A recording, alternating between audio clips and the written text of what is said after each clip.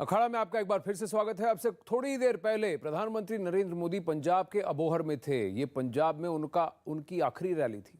वहां उन्होंने बिना नाम लिए प्रियंका वाड्रा पर हमला बोला।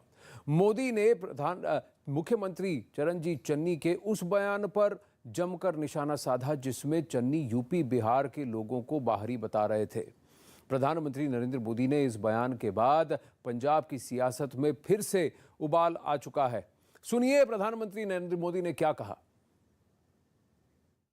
कांग्रेस के जो मुख्यमंत्री ने जो कल बयान दिया है और जिस पर ये दिल्ली का परिवार है उनका मालिक, वो बगल में खड़े रह करके तालियां बजा रहा था। बताइए, और ये पूरे देश ने देखा है। अपने इन बयानों से ये लोग किसका अपमान कर रहे हैं? यहां का कोई ऐसा गांव नहीं होगा, कोई ऐसा गांव नहीं होगा जहां हमारे उत्तर प्रदेश के भाई बहन या हमारे के बिहार के भाई बहन यहां पर मेहनत न करते हो। ऐसा कोई गांव नहीं होगा भाइयों। आगे प्रधानमंत्री नरेंद्र मोदी ने यह भी कहा कि संत रविदास की पैदाइश का जन्म, उनका जन्म काशी में हुआ, वो तो उत्तर प्रदेश के थे। गुरु गोविंद सिंह का जन्म पटना साहिब में हुआ, तो वो बिहार के थे। तो क्या आप उनको भी पंजाब से बाहर कर दोगे? हमारे साथ इस वक्त जुड़ रहे हैं बीजेपी के राकेश त्रिपाठी, सलमान निजामी कांग्रेस से और फजील अहमद राजनीतिक विशेषज्ञ भी हमारे साथ हैं। मैं सबसे पहले सलमान निजामी से जानना चाहूंगा, कांग्रेस पर जमकर बरसे हैं, आम आदमी पार्टी पर भी। देखिए, भाजपा जो है पंजाब में तो कहीं है ही नहीं, और दूसरा प्रधानमंत्री जी को तो आज बात करनी चाहिए विकास की, रोजगार की। जो उन्होंने वादे किए थे देश की जनता से, उस पे बात नहीं करते। प्रधानमंत्री सिर्फ निजी राजनीति करते हैं ताकि जनता का जो अटेंशन है वो डाइवर्ट हो। तो हम बार बार ये कहते हैं कि पंजाब में कांग्रेस मजबूत है। कांग्रेस ने जो काम किए हैं पंजाब में वो लोगों के सामने है, और इस वक्त पूरे देश में भाजपा जो है हर जगह, चाहे उत्तर प्रदेश हो, उत्तराखंड हो, गोवा हो, पंजाब हो, हार रही है। इनके पास कोई भी रोड मैप नहीं है। इनके पास मैनिफेस्टो जो है वो सिर्फ ये है कि हमने हिंदू मुसलमान की राजनीति करनी है, जात की राजनीति करनी है, विकास पे बात नहीं करेंगे। तेल की कीमतें क्यों बढ़ रही है उस पर बात नहीं करेंगे। देखिए, हमने दलित मुख्यमंत्री बनाया है पंजाब में, ये प्रधानमंत्री नरेंद्र मोदी ने कहा था। मोदी हटाओ ही एजेंडा है, ये भी प्रधानमंत्री नरेंद्र मोदी ने कहा था।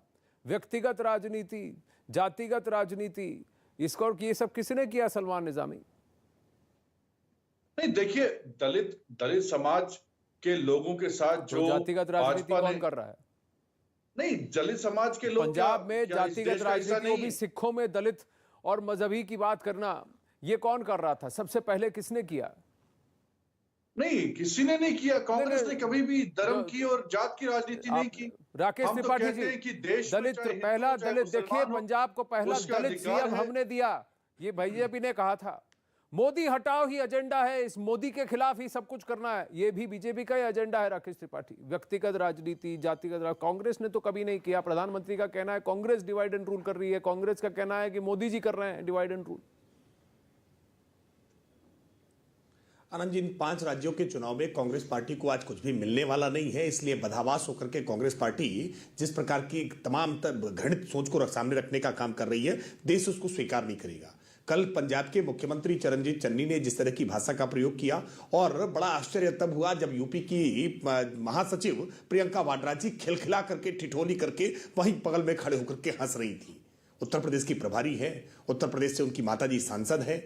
अमेठी से राहुल गांधी जी की हार की टीस इतनी है कि बार बार कभी राहुल गांधी जी अपमानित करते हैं, जाकर के केरल में, वायनाड में कहते हैं कि यूपी के लोगों का की राजनीतिक समझ कम है दक्षिण भारत की तुलना में, और उसके बाद इस तरह से चरणजीत चन्नी यूपी के लोगों को अपमानित करने का काम करते हैं, बिहार के लोगों को अपमानित करने का काम करते हैं।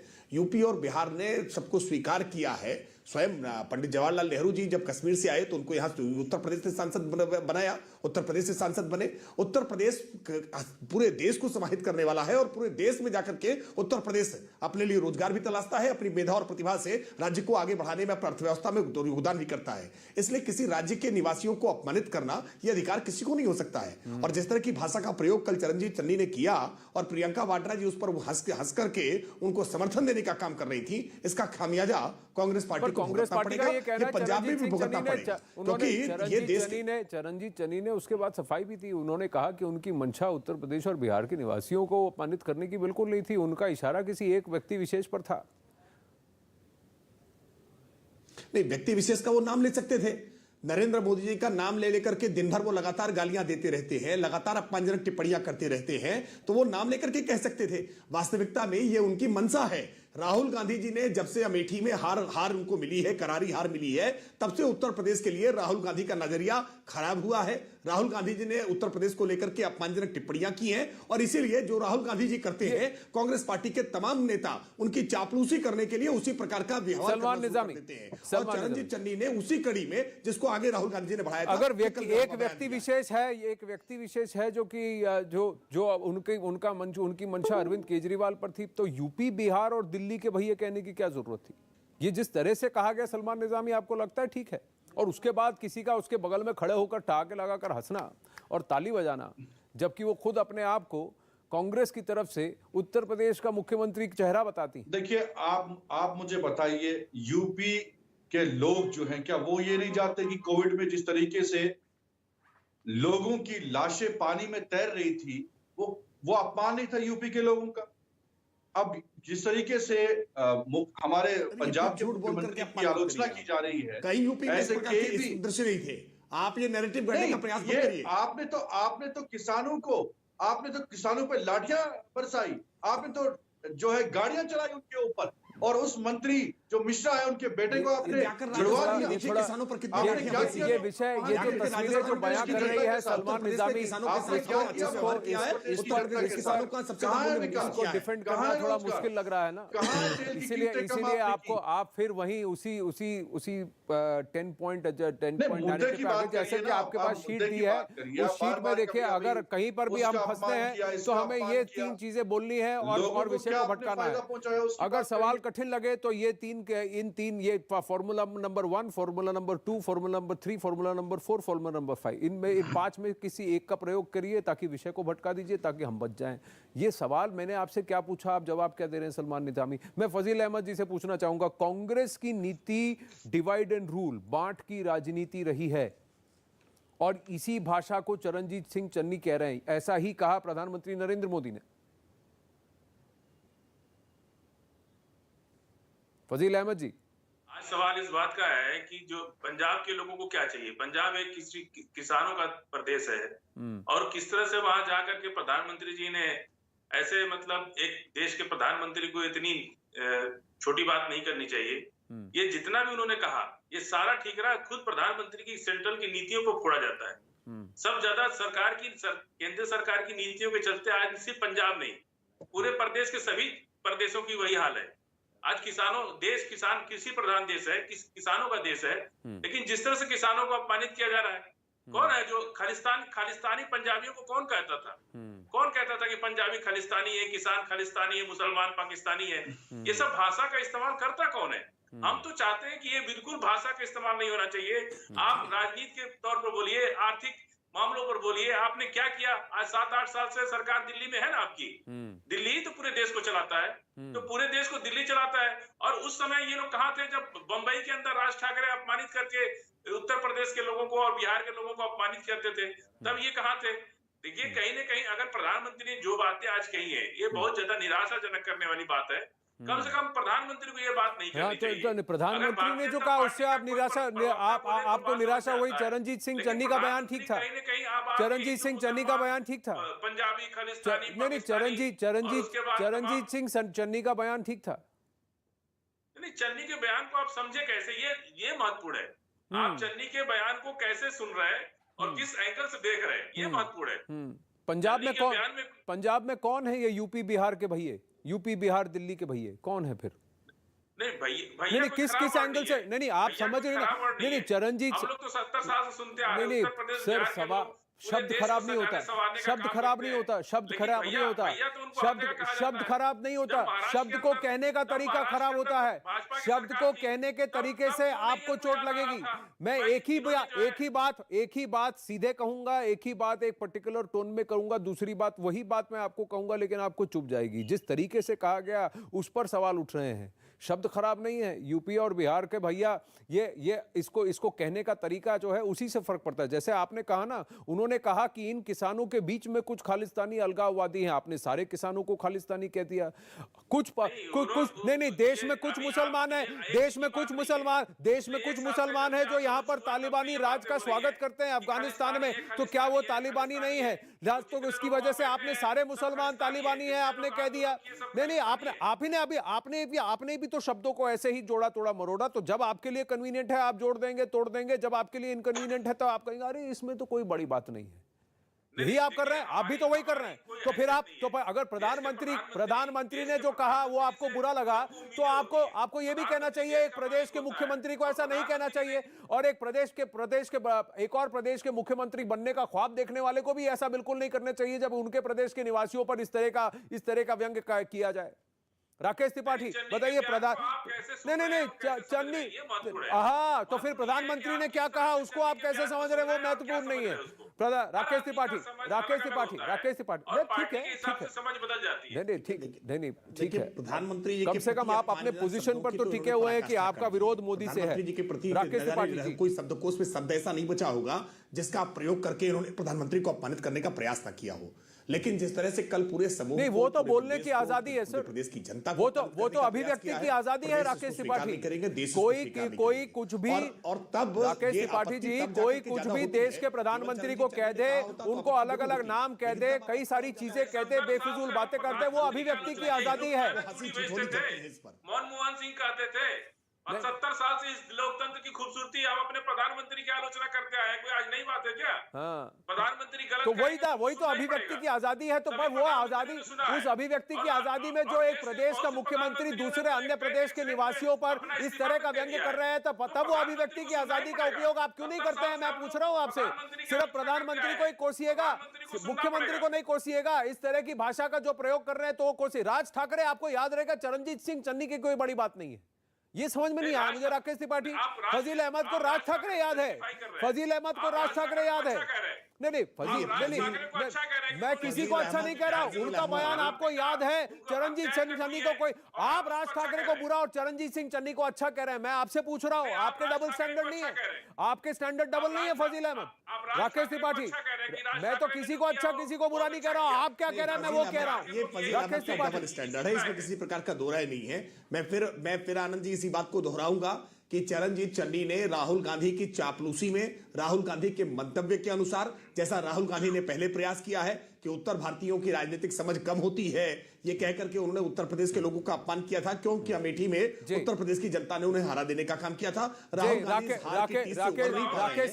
राकेश त्रिपाठी, फजील अहमद और सलमान निजामी, धन्यवाद। अखाड़ा में समय हो चला है आपसे विदा लेने का, लेकिन जाते जाते सीधा चलते हैं करहल, जहां से अखिलेश यादव लड़ने वाले हैं। वहीं पर अब अमित शाह बोल रहे हैं। क्या होगा? कमल जीतेगा ना मित्रों। ये उत्तर प्रदेश के अंदर इतने साल तक इन्होंने सरकार चलाई। उत्तर प्रदेश के अंदर इतने साल तक सरकार चलाई, और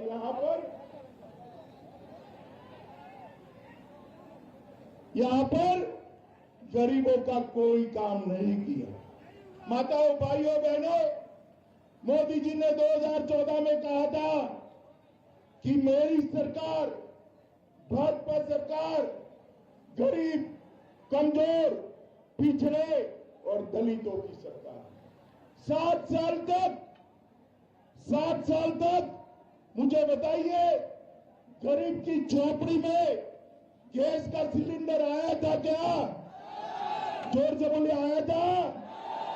भारतीय जनता पार्टी नरेंद्र मोदी सरकार ने उत्तर प्रदेश में 1,76,00,000 घरों में गैस का सिलेंडर भेजने का काम किया मित्रों। 1,82,00,000 घरों में योगी आदित्यनाथ जी ने बिजली भेजने का काम किया है, बिजली भेजने का काम। आज उत्तर प्रदेश में एक भी घर ऐसा नहीं है जहां बिजली नहीं पहुंची। करहल वालों मुझे बताओ, ये बिजली रानी आपके घरों में कभी 24 घंटा आती थी क्या? सपा बसपा के शासन में 24 घंटा आती थी क्या? जोर से बोलो, आती थी? अब 22 से 24 घंटा बिजली आती है ना? आती है ना? ये बदलाव भारतीय जनता पार्टी ने किया है। 2,82,00,000 घरों में आजादी के 70 साल के बाद शौचालय नहीं था। माताएं बहनें शौच क्रिया के लिए शर्म महसूस करती थी। ये भारतीय जनता पार्टी की मोदी सरकार ने 2,82,00,000 घरों में शौचालय पहुंचाकर महिलाओं को सम्मान देने का काम ये भारतीय जनता पार्टी की है। 82 लाख से ज्यादा घर बनाने का काम भारतीय।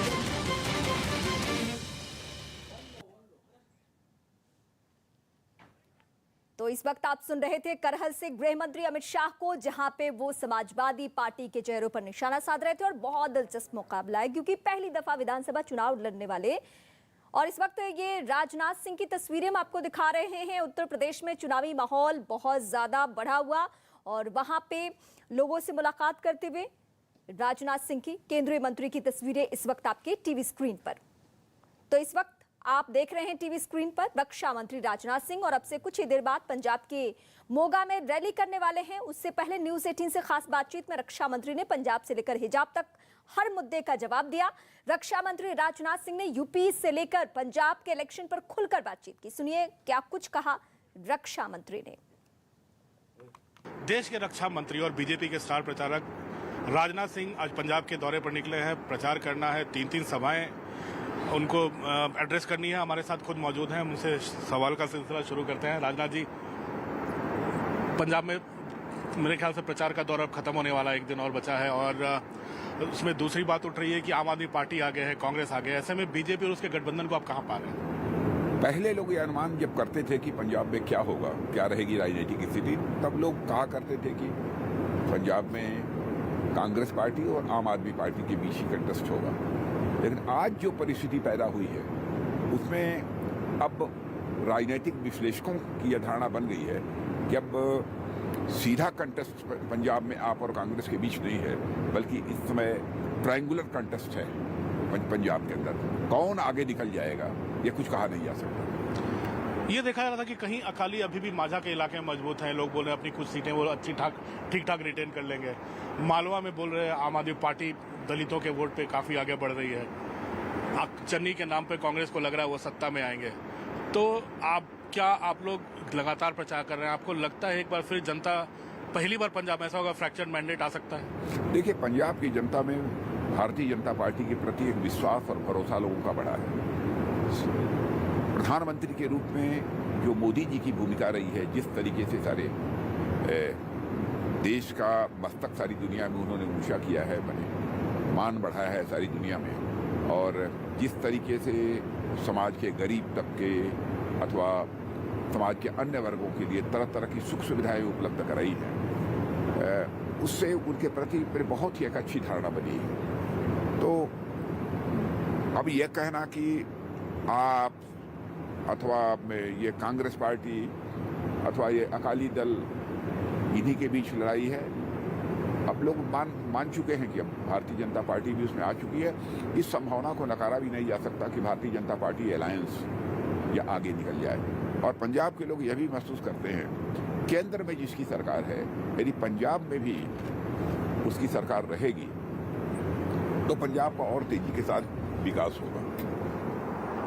राजनाथ जी, एक सवाल और उठता है कि जो कई जो कैंपेन का जो तरीका है, कुछ काले अंग्रेजों की बात कर रहे हैं, कुछ गोरे अंग्रेजों की बात कर रहे हैं, तो और एक सीमावर्ती संवेदनशील राज्य है, तो इस तरह की भाषा का इस्तेमाल करना जो आम आदमी पार्टी और चन्नी एक दूसरे के खिलाफ कर रहे हैं, और एक सीमावर्ती राज्य है, आपको लगता है कि पंजाब की जनता कुछ ऐसे लोगों के हाथ में सत्ता जा सकती है जो इस सीमावर्ती इलाके की संवेदना न समझे?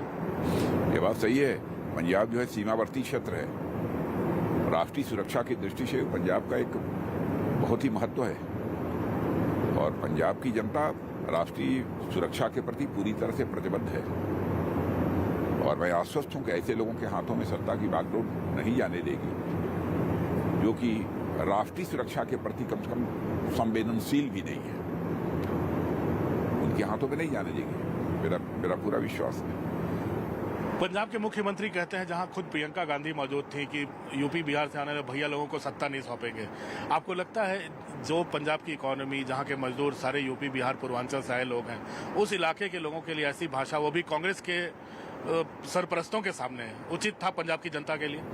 देखिए, गुरु नानक देव जी ने सबसे बनाई और सबसे भलाई की बात कही थी, और मैं समझता हूं गुरु नानक देव जी का जो कहना था उससे पूरी तरह से हटकर, उसके विपरीत यह पंजाब के मुख्यमंत्री चन्नी जी का स्टेटमेंट था। और कांग्रेस की यह पॉलिसी पहले से ही रही है कि डिवाइड एंड रूल, बांटो और राजनीति करो, और मैं समझता हूं कि पंजाब के मुख्यमंत्री भी शायद उसी रास्ते पर चल रहे हैं। आप भी पूर्वांचल से आते हैं ऐसी, और आप जानते हैं उस तरह के काफी लोग यहाँ आते हैं, तो इस तरह की भाषा क्या यूपी बिहार की? नहीं, किसी के लिए, कहीं किसी राज्य का कोई व्यक्ति हो, केवल उत्तर प्रदेश और बिहार का ही प्रश्न नहीं है, किसी भी राज्य के कोई मुख्यमंत्री हो अथवा कोई भी व्यक्ति हो, इस तरीके से भारत के समाज को बांटने वाली बात उसके द्वारा नहीं की जानी चाहिए। जनता में घुसती है ये सब बातें, जनता के अंदर घुस जाती है ये सब बातें, या नहीं? जन सामान्य इन सब सारी चीजों को पसंद नहीं करता है। भारत का नागरिक कोई है, कोई कहीं जा सकता है, कहीं रह सकता है। ऐसा नहीं है कि कोई राज्य प्रतिबंध लगा दे कि हमारे यहाँ ये नहीं आएंगे, वह नहीं आएंगे, ये कभी संभव नहीं है। तो ये बहुत ही ओछी सोच है। काफी रैलियां आपने पिछले 10-15 दिनों में की है पंजाब में, क्या पा रहे हैं आप बीजेपी के लिए, बीजेपी के गठबंधन के लिए? कैप्टन अमरिंदर सिंह है आपके साथ, ढींडसा साहब है आपके साथ, है कुछ ग्राफ बढ़ेगा बीजेपी का? भारतीय जनता पार्टी गठबंधन वहां पर अब सरकार बनाने की स्थिति में काफी हद तक पहुंच गया है। इस गठबंधन को भी मेजॉरिटी मिल सकती है, इस संभावना को अब नकारा नहीं जा सकता। राणा जी, अब चलो पंजाब की तो बात है कि आप लोगों की मेहनत अब लगता है रंग लाने लगी है, लेकिन उत्तर प्रदेश में क्या 2 चरणों के चुनाव है, मतपेटियां बंद हो चुकी है, ईवीएम बंद हो चुका है, जिसे गढ़ माना जा रहा था पश्चिमी उत्तर प्रदेश को, जहां पे बोल रहे थे अखिलेश यादव और आरएलडी लोकदल चौधरी जयंत उन स्वीप करेंगे, क्या ऐसी संभावना नजर आ रही है? वोटिंग के बाद बड़े दावे चल रहे हैं। कुछ सर्वेक्षण एजेंसियों से भी मैंने बातचीत की थी, उनका कहना था कि ये जो पहले 2 चरण के चुनाव उत्तर प्रदेश में हुए हैं, कमोबेश उतनी ही सीटें प्राप्त होंगी, थोड़ा कम भी हो सकता है, थोड़ा अधिक भी हो सकता है, कमोबेश लेकिन उतनी ही सीटें प्राप्त होंगी जितनी की 2017 के चुनाव में भारतीय जनता पार्टी को प्राप्त हुई थी। एंटी इनकम्बेंसी हो या फिर जाट की नाराजगी या एंटी इनकम्बेंसी हो, चाहे वो जिस जाट फैक्टर की लोग बात करते थे वो फैक्टर हो, इसका कहीं कोई असर नहीं रहा। लोग जाटों की नाराजगी की बात कर रहे हैं, कोई प्रश्न ही नहीं है। जाट तो कम्युनिटी तो बराबर भारतीय जनता पार्टी के साथ रही है, इस बार भी है। आपको लगता है जनता बीजेपी की उन बातों को मान रही होगी कि आपकी यहाँ पर छेड़खानी बंद हो जाएगी, यहाँ पे गुंडागर्दी बंद हो जाएगी? हाँ, नहीं, लॉ एंड ऑर्डर के मोर्चे पर जो कामयाबी उत्तर प्रदेश की सरकार ने यानी योगी जी ने जो हासिल की है उसकी सर्वत्र चर्चा है, और लोग ये मानते हैं यदि विकास करना है तो कानून और व्यवस्था की स्थिति चुस्त दुरुस्त होनी चाहिए, क्योंकि विकास की पहली शर्त होती है चुस्त दुरुस्त कानून व्यवस्था, और इस मामले में उत्तर प्रदेश में हम सबको कामयाबी मिली है। तीसरा फेज भी जो आ रहा है वो माना जा रहा है कि अखिलेश यादव और मुलायम सिंह यादव का गढ़ रहा है। इधर यादव बहुत आयत में है, अल्पसंख्यक मतदाता बहुत आयत में है, कुछ इलाकों में जाट भी है, तो इस थर्ड फेज में भी क्या कुछ मुश्किल का सामना पड़ेगा? थर्ड फेज में भी हम लोगों को कामयाबी मिलेगी। कौन कहता है कि हमको यादवों का वोट नहीं मिलता है? भले ही वो जाति, पंथ और मजहब की राजनीति समाजवादी पार्टी करती है, क्योंकि इसी आधार पर समाज को बांटकर ही ये लोग बराबर राजनीति करते रहे हैं। हम ये नहीं कहते कि यादव कम्युनिटी का वोट हमको नहीं मिलेगा। कई स्थानों पर अच्छी संख्या में हमको यादव कम्युनिटी का वोट पहले भी मिला है, आज भी मिलेगा।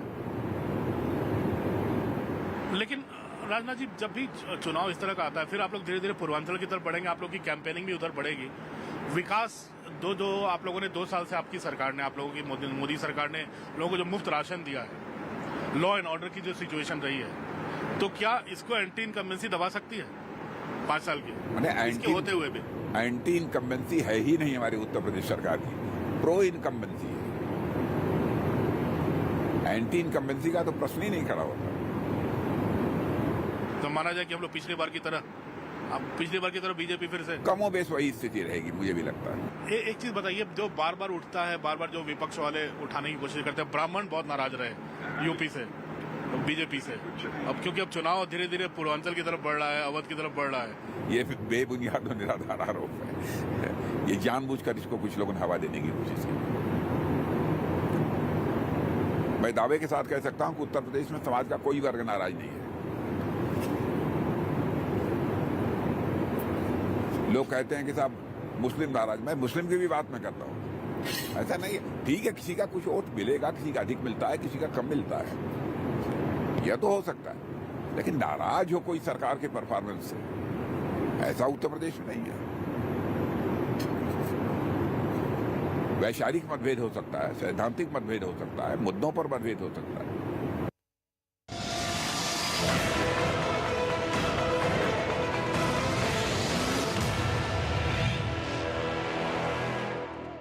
इस सपा बसपा के समर्थन से कांग्रेस की सरकार चलती थी, देश में कांग्रेस की सरकार चलती थी, सोनिया मनमोहन की सरकार चलती थी, और आए दिन पाकिस्तान से आलिया, मालिया, जमालिया घुस जाते थे, हमारे जवानों के सर काट कर ले जाते थे। माताओं, भाई बहनों, वोट बैंक के डर से ये उफ नहीं करते थे। आप लोगों ने मोदी जी को प्रधानमंत्री बना दिया। प्रधानमंत्री बनने के बाद उरी और पुलवामा पर हमला किया, और मित्रों, पाकिस्तान को ऐसा लगा क्या होने वाला है। वो भूल गए कि मनमोहन सिंह जी प्रधानमंत्री नहीं है, नरेंद्र मोदी प्रधानमंत्री है। ये सपा बसपा कांग्रेस की सरकार नहीं है, भारतीय जनता पार्टी की सरकार है। 10 ही दिन में सर्जिकल स्ट्राइक और एयर स्ट्राइक कर पाकिस्तान के घर में घुसकर आतंकवादियों का सफाया करने का काम नरेंद्र मोदी। मुझे बताओ, ये सपा बसपा सपा, ये बुआ भतीजा उत्तर प्रदेश और देश को सुरक्षित रख सकते हैं क्या? जोर से बोलो भाई, इसी और भी बोलो, रख सकते हैं क्या? देश को सुरक्षित केवल और केवल नरेंद्र मोदी जी के नेतृत्व में भारतीय जनता पार्टी ही रख सकती है। मित्रों, ज्यादा बात करनी नहीं है। किसनी के प्रिय रंजन आंसू आ गया हो, सबको प्रणाम करो। प्रिय रंजन आंसू आए हैं, प्रचंड बहुमत से आंसू को जिताना है, और इसको जरूर जिताना है। जिताओगे ना? 300 सीटों का काम अकेला को हल कर देगा, करोगे ना? कमल के निशान पर बटन दबाओगे, दोनों को प्रचंड बहुमत से जिताओगे, योगी जी को मुख्यमंत्री बनाओगे, मोदी जी के हाथ मजबूत करोगे, तो मेरे साथ दोनों हाथ उठाकर बोलो, भारत माता की, भारत माता की, भारत माता की।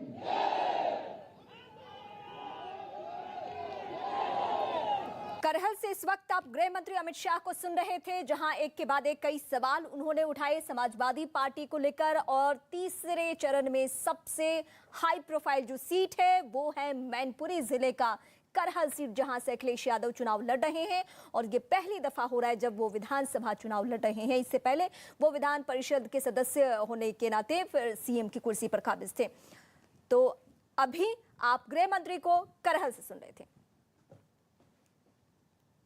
ये 2 दिन काम पर ना आए तो हम ठीक से जी भी नहीं पाएंगे और बदले में इन्हें हाशिए पे रखा जाता है। ये कहानी है सैनिटेशन वर्कर्स की, जो हमारे स्वास्थ्य और सहूलियतों के लिए फ्रंट लाइन आर्मी के तौर पर काम करते हैं। और यहीं पर इन सैनिटेशन वर्कर्स के लिए आगे आया वर्ल्ड टॉयलेट कॉलेज। ये सफाई कर्मचारियों को काम करने के सही तरीके सिखाते हुए इन्हें स्किल्ड बनाते हैं और जिंदगी को एक नया नजरिया देते हैं। सुनीता एक ऐसी स्किल्ड वर्कर है। देखिए मिशन पानी की एक रिपोर्ट। स्वच्छता और पानी, पानी, पानी, हमको बचानी है ये जिंदगानी। मेरा नाम सुनीता बसवराज बामने है। मैं वाशीनाका के माड़ा कॉलोनी में रहती हूँ। मेरे हस्बैंड 10 साल पहले ही मुझे छोड़ के जा चुके। अभी वो फ़िलहाल है या नहीं उसका भी पता नहीं। मैं मेरे 2 बच्चों के साथ यहाँ पे गुजारिश कर रही हूँ। एक्चुअली वर्ल्ड कॉलेज का मैं तो बहुत बहुत धन्यवाद करती हूँ। उनके वजह से आज मैं बहुत अच्छे जगह पे जॉब करती हूँ। काम तो काम होता है, जो कचरा करने वाले हैं उससे ज़्यादा कचरा निकालने वाले को महत्व दिया जाता है। तो साफ़ सफाई तो ज़रूरी है और वही मैंने वहाँ पे प्रशिक्षण लिया था। पहला तो मेरे हस्बैंड तो इतना दारू पीते थे, कभी बाहर जाने तक नहीं मिलता था और बहुत मैं डरती थी। वो जाने के बाद WTC का मैंने ट्रेनिंग जब लिया तब मेरे में थोड़ा बहुत हिम्मत आया और मैं आगे चल पाई, तभी मैं मेरे बच्चों के लिए कुछ कर पाई। मैं पहले भारत नगर के झोपड़पट्टी में रहती थी।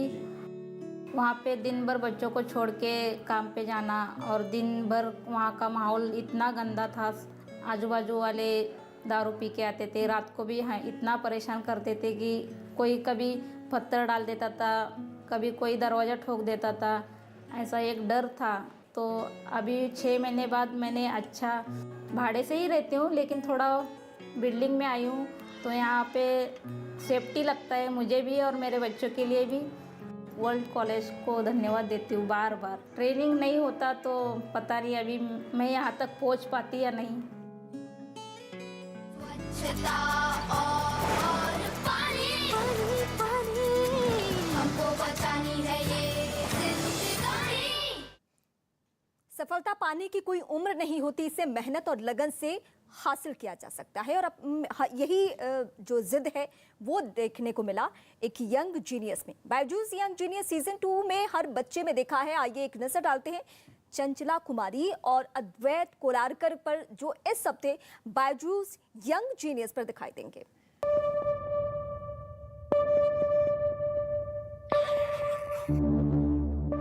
मैं हूँ चंचला कुमारी, हथवाल, रांची, झारखंड से। मुझे लगता है मैंने रेसलिंग को नहीं चुना, रेसलिंग ने मुझे चुना है और अब रेसलिंग ही मेरा जुनून है।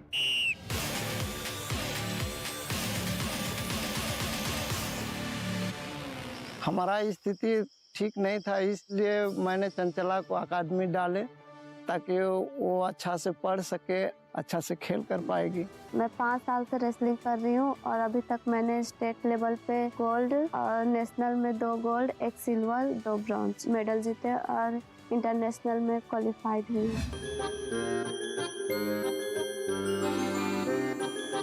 I think life is full of colors. I fill mine with my favorite one. My name is Advait Kolarkar and I am an abstract artist. Abstract art is something where you can paint with anything. अद्वैत को लगता है कि abstract art कोई भी कर सकता है, लेकिन उसको ये नहीं पता है कि वो जिस तरीके से वो टेक्सचर्स, कलर्स, डिफरेंट कंपोजिशन बनाता है, उसकी जैसा कंपोजिशन कोई और बच्चा इस उम्र में बना सकता है। There is no right and wrong in abstract art. And most important part is that everyone sees it differently. What I see as a galaxy, you might see it as an ocean.